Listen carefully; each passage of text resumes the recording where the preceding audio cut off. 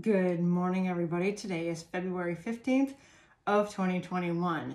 And as you guys all know, I'm sure you've seen over the weekend that President Trump again was acquitted for the second time. It was 57-43. 7 Republicans did go with the Democrats and voted for the unconstitutional impeachment. But praise God, our prayers were answered. And of course, what they were trying to do did not prosper against him.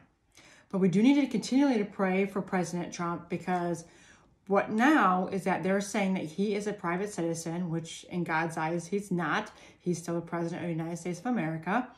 But because they see him as a private citizen, what they are trying to do now is to take him to civil courts and sue him or prosecute him for things that he supposedly did during his presidency, and to get him in trouble that way. So they're not going to stop harassing. So what we need to do is, even though we know that God is going to protect him and that no weapon formed against him is going to prosper, we do need to keep him up in prayer for the fact that we need to pray for that God, he's got God's wisdom and favor, and that he has God's protection, obviously, and that he is not going nothing.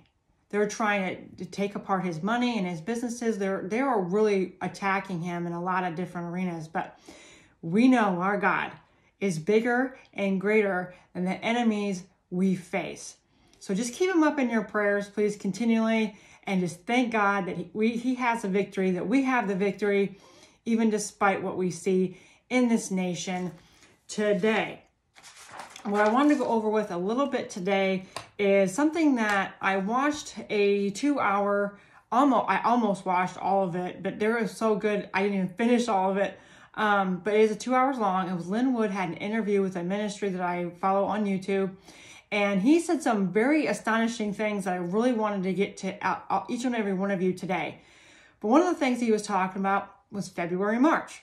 Well, as we all know, with Hank Kunneman and Kat Kerr and a whole bunch of other ministries, they talked about how exposures were coming. And of course, what Hank Kunneman always has said, and I've given to you several times, is that February was going to be a February of fury and March was going to be the March of celebration.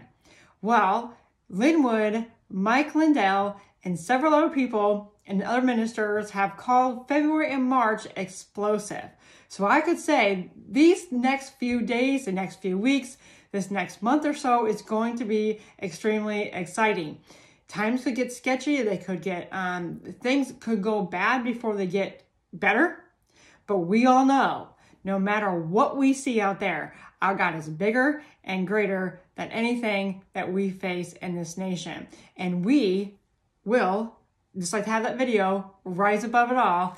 And of course, we will be winning. And in the end, we come out on top. So Mike Lindell and Lin Wood and all of them have been saying about February is going to be explosive.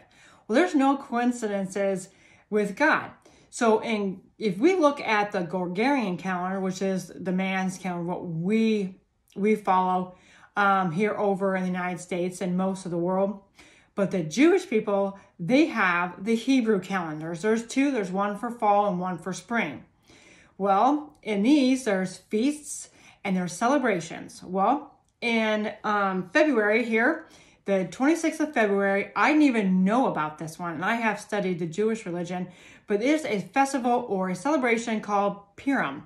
Well, Purim is a celebration of when the children of Israel, when they were, and remember the book of Esther, when Haman was going to, well, he tried to kill them all. And Esther rose above. She was there for such a time as that, and she saved her entire nation from the hand of Haman. And instead of the children of Israel dying, the Jewish people dying, it was Haman. So everything that he tried doing then, it went back onto him. So that celebration is Purim again, and that is February, and let's see here, February 26th. So look up for February 26th. And then between February 26th and March 27th, which is the start of Passover, exciting things are going to happen. And even though it looks like it's negative at first, don't lose heart, because God is doing something. We've been praying for exposure, and that's exactly what's happening. So do not fear no matter what happens in this time. We're living in exciting times, and we should be looking up. Remember, we should be waiting upon the Lord and looking up. No matter what we see, no matter what we hear, we're waiting upon the Lord in expectation of the things. Remember, He has a planned event, and we are about to see that. So, between February 26th, March 27th, which is Purim and Passover, look to see what things are going to occur. So, one of the things that Linwood did say that I did want to go over a little bit for the sake of time, I'll see how much I can go over. But he said it could be difficult in the days ahead because the two sides are far apart, which is the left and the right. You can see the Biden people and, of course, the Trump people. We are very, very far apart. We can see that a lot of division in this nation in a lot of areas. It's not even just Republican and Democrat. There's so many different levels of division. Remember, there was a saying, a house divided cannot stand. So that's exactly what they're trying to do. One of the things that he mentioned that really struck me that I really wanted to share with you today was he said a color revolution was in our election. Well, I didn't even know what a color revolution was. So this is what he went on to say. A color revolution was in our election. Biden and Harris were not running to win an election. As we know, he was in the basement most of the time. But this is why. They were running as a color revolution to create a disputed election, followed at some point with street violence. It's when the street violence occurs during the color revolution, which we've seen ourselves through the CIA and the third world countries. We have the street violence, which then clearly divides your country. Physically and usually in a color revolution, the person in power, now listen to this. This was very, very pronounced to me when I heard this. A person in power who has a military stays in power.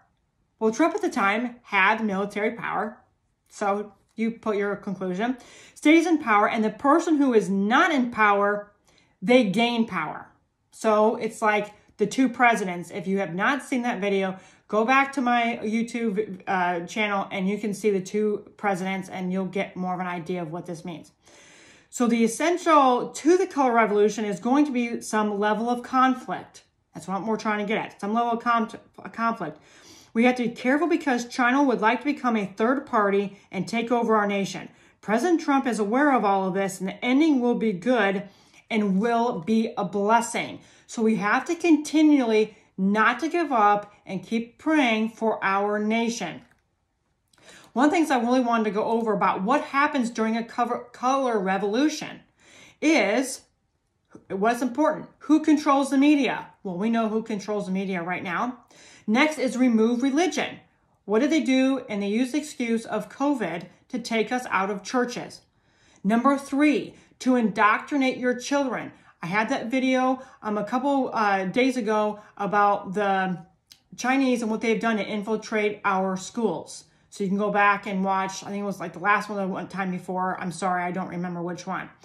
Then there is the criminal justice overhaul. Criminals go free. Now, we are already seeing this. Criminals go free while law-abiding citizens are arrested and charged with crimes. We are seeing that now. Remember, good is portrayed as evil and evil is good. So, now what is happening? What have we seen thus far during the election of 2020, but even right before 2020 election? So, number 1, we saw they painted Trump as a semi-autocratic and unpopular incumbent, fascist or Hitler. We've seen how many times they called him fascist and they called him a white supremacist and all this other stuff. The left wanted Trump to implement these measures during COVID-19. They even used COVID-19. They want him to implement measures nationwide. So basically what they wanted him to really do is what I'm saying here is they want him to mandate closures all over the United States, which we could see he already chose not to do that. He gave it back to the governors. He closed it then down the states for a few weeks, whatever. But after that, he gave it back to the governors. And the governors were supposed to be the ones saying if we could not go or whatever. He wanted them to govern, and they were not. But Trump, even back with COVID-19, did not fall for this trap. He knew. Remember, he's a wise person. God gives him the wisdom. He knew certain things were already going on like this. Now, I'm not going to go into it. It's very, very detailed. But it's number 2 is make the president unpopular. Well, that started on day 1 with his presidency. Remember, they already started talking about on day 1, even his inauguration of impeaching him. Number 3, that is blatantly obvious by looking at the left. They use Antifa and BLM to stir up violence in the streets. They want chaos. They want all these things. Why? They want this stuff so we can be divided, so we cannot agree upon anything, because if we're dividing against each other, then how are we going to fight the enemy when we're fighting ourselves? Number 4, actions in federal courts are allowing mail-in ballots to be counted as many as 6 days after the election, setting the stage so that Americans will doubt the outcome. Now listen, Biden had 600 plus lawyers that were contesting the results in any way possible to further the confusion. We saw that. There was so many things. Now, don't get me wrong. We can even see something even this week that the Supreme Court on the 19th and the 26th of February, they're even looking at 2 other different, I think 2 or 3 different states. It's Michigan and I think Georgia. So, and the other date was February 19th to be looking at for the Supreme Court. So things are definitely happening, even though it may not appear like it to the outside. But if we are paying attention, that's why I make these videos for you every day so you can stay in the loop. Even though you don't see things out here, things really are going on. There's so many different videos and so many things, but I'm not going to give them all to you right now because I have to know what is fact and what is not. So I'm not going to give everything to you right this second. Now, number 5, the media will toe the line and report each day and the assertion of the Biden lawyers make. So remember, when there was fraud and there was everywhere, Biden's people were saying there was not. So and that's what the media went rolling with. Number 6, Black Lives Matter, Antifa unions, and public schools were organizing protests. In some cases, they were violent. And then number 7, the call to defund and neutralize police using that George Floyd, the thing that happened in the summertime. Pray for Minneapolis. I just seen that Minneapolis, they are, the city is crying out because they don't have enough police officers. There's chaos in the streets. Even though they defunded the police, now they're regretting that decision to defund the police, of course. They have 200 less police officers right now because they quit. We need to pray for Minneapolis because it's just dangerous in all these cities, Minneapolis and Portland, Oregon, and Seattle, Washington. And you can see all over the nation. Never stop praying about peace in this nation. Remember that prophetic word that Hank Kunneman had when all of these riots were in the streets and all this violence and all this evil, but God, his plan, the streets are going to break out in revival, praise the Lord. The reason why I was giving this to you is because even though we were seeing all these things and we're kind of going, what is going on? This was the plan all along. This was strategic. We have to be awake and alert all the time. So we need to be praying and confessing and thanking God that no matter all these strategies, that God is giving us strategies, that he's giving us a plan. He's giving us the wisdom and knowledge and how to discern all of these things and how to handle it. So that's the reason why I give this information to you, is to pray about it and get the wisdom of God. But we know no matter what the enemy has tried, they're never going to succeed. And we are going to see the greatest harvest of souls. Like I said, we are living in great times. But even if things look a little dicey for a short period of time, don't lose heart. You keep your faith, wait upon the Lord, in expectation of his hand moving, just like he did with the children of old and with the children of Israel in Egypt. Remember Passover and Exodus 12 and 13. He told Moses not to forget what he had done for the people. So do not forget what God has done for you. Do not forget what he's done in the past, and especially what he's done in the Bible for all of his people. He's about to move, and we should be excited. So please continue to pray. I hope it's encouraging for you. I want to give you as much information as I possibly can to keep you in what is going on in the world today, but also with biblical views. So God bless each and every one of you. I hope you have a wonderful, wonderful day. And of course, because we're in Iowa, stay warm. God bless you, and I will see you next time.